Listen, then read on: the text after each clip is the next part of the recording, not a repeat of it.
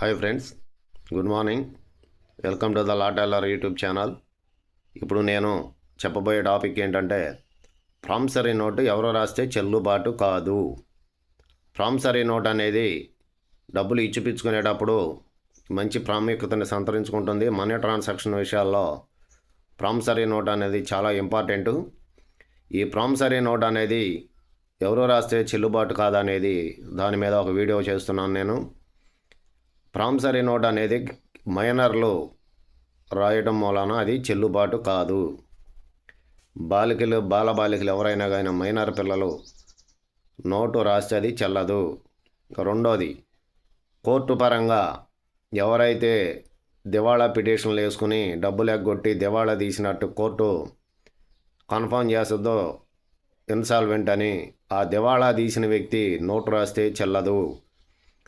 ఇక మూడో వ్యక్తి ఎవరంటే తాగుబోతులు. బాగా తాగి ఎక్కువగా తాగిన మైకంలో తేలియాడుతూ ఉంటారు. తాగుబోతులు మ్యాక్సిమం 90% ఎప్పుడు తాగుతూనే ఉంటాడు.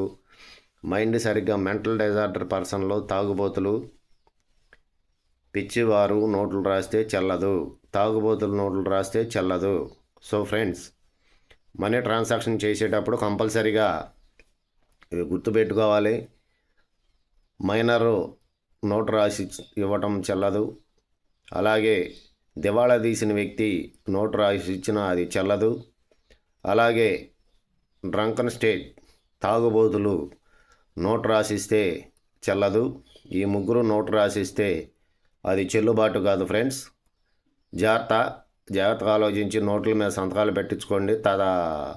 మనీ ట్రాన్సాక్షన్ విషయంలో ఈ ముగ్గురు నోట్లు రాసిస్తే ఇవి చెల్లవు ఫ్రెండ్స్.